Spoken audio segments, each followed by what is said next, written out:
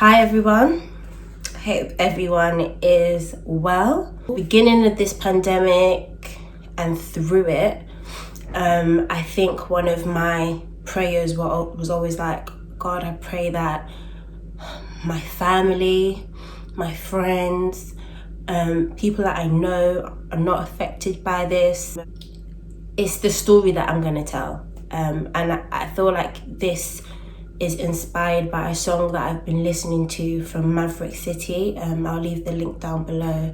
Share my story to shine light on how your life could be turned upside down in a minute and God will still move. God will still fight your battles and He hasn't left you. Retro Future.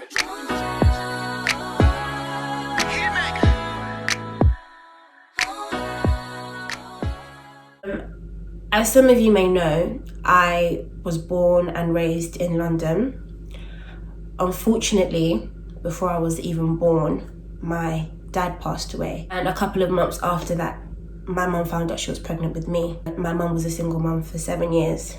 And then she met my stepdad and they had 2 other kids. 2004, she was diagnosed with cancer, breast cancer, and it went.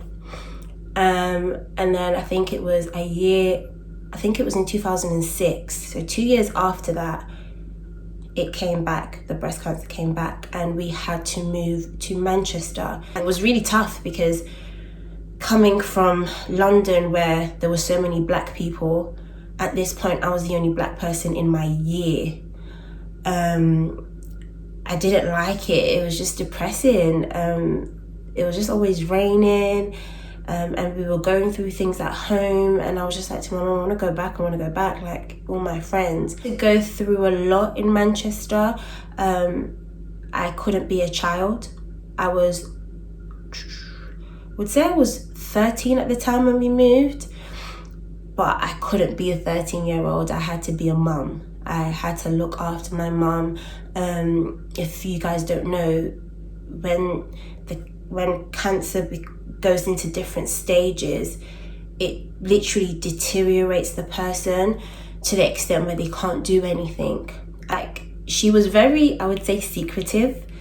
She never really told us she had breast cancer. It was just a thing we had to see, which wasn't great. As time went on, unfortunately,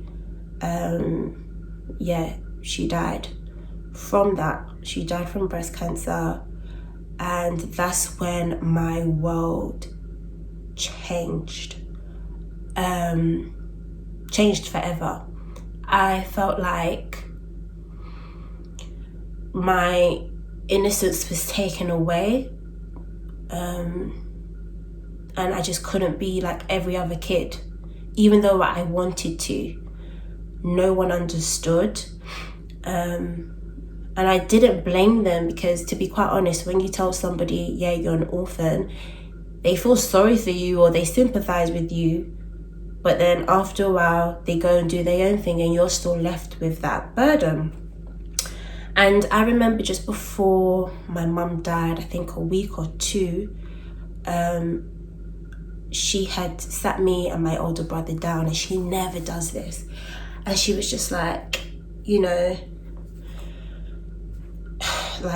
dad obviously died when you guys were young, and I didn't even know him, as if to say, like me, like he wasn't around when I was born. And she went on to say, like, I just want you to just trust God. Don't trust any man, any woman, just trust God. And she also said that all 4 of you, meaning my older brother and my 2 younger siblings, stick together. Like, no matter what happens, stick together.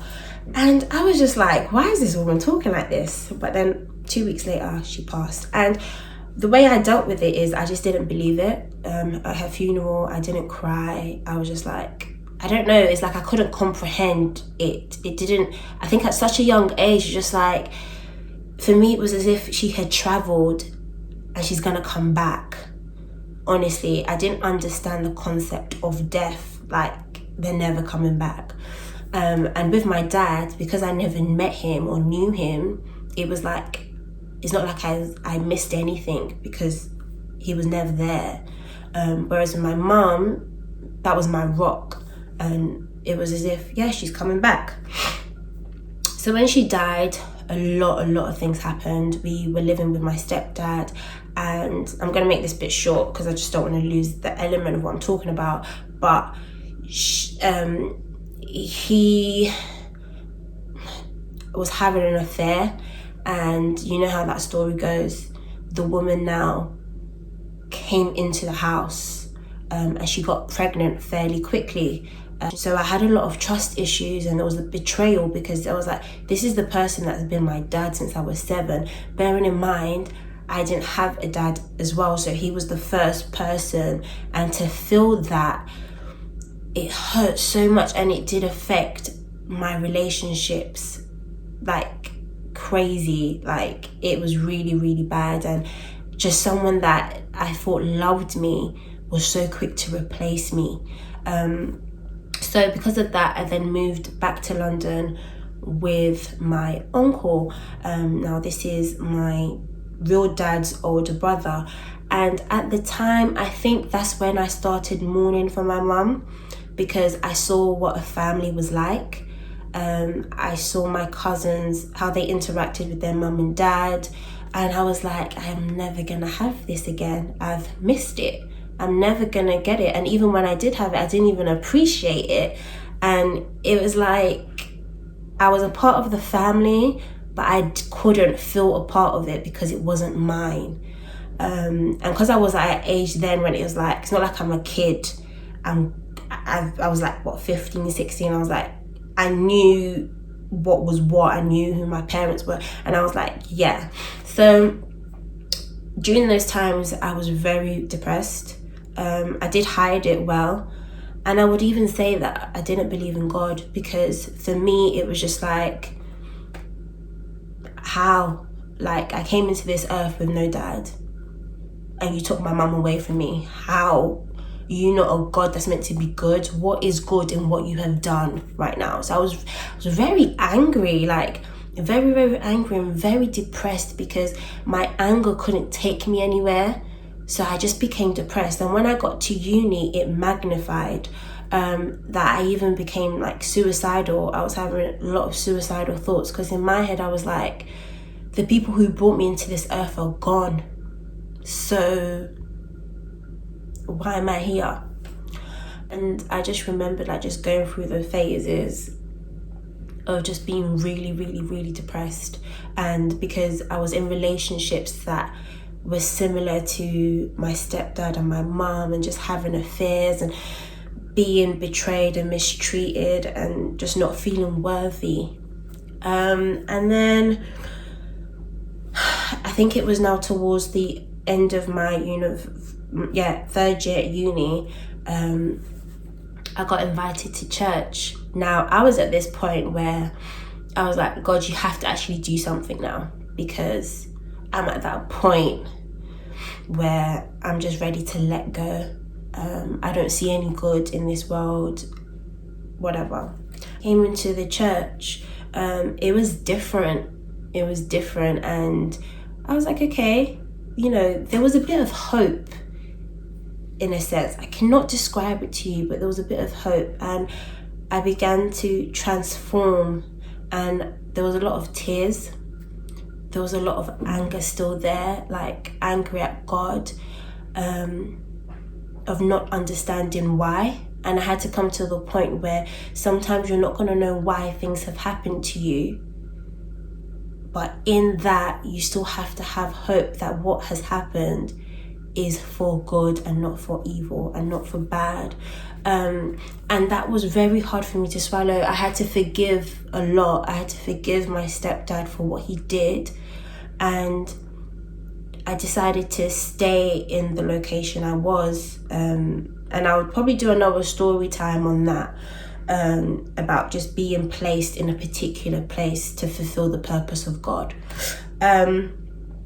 So yeah, got saved, got baptized, was dealing with, you know, the demons and the not feeling worthy and the death of my mom, and just really going through it. And yeah, like 2 years after, my little sister came to live with me.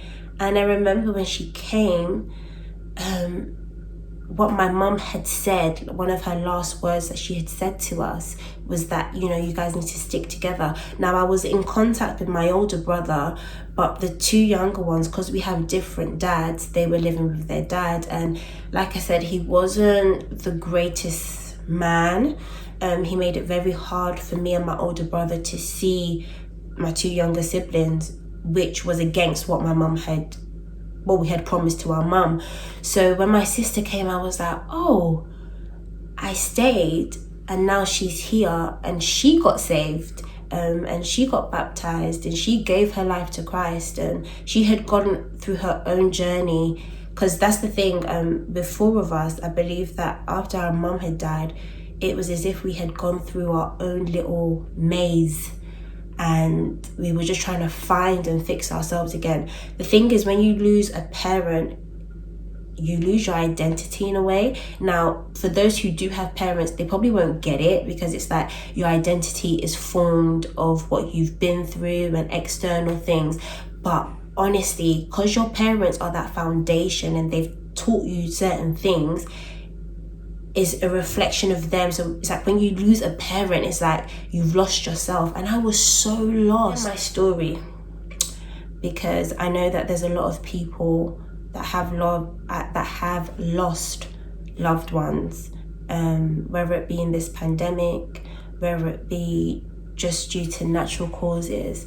And like myself, they don't understand why God done that, why God allowed it. And they're mourning, and there's anger, and there's depression, and you feel lost. I just want to tell you that the same way God restored what I thought was broken, the same way God found me when I thought I was lost, and the same way God even used me to bring my sister to Christ, is the same God that's going to fix whatever is damaged and broken inside of you. And I share my story with so many people because I'm still living it. And honestly, when I tell people that everyone's lives are testimonies, because you see people and you don't really know what they've been through, but only by the grace of God. I should have been dead.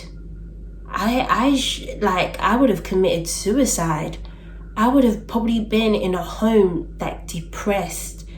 And I had every right to be, because I was so young and I had to grow up so quickly, and everyone around me was just living life normally, and I was just stuck. I want to encourage people, and I know I'm not even gonna lie, like losing somebody is not easy. There isn't a manual script that tells you how to get over death. If anything, you're gonna be dealing with it for the rest of your life.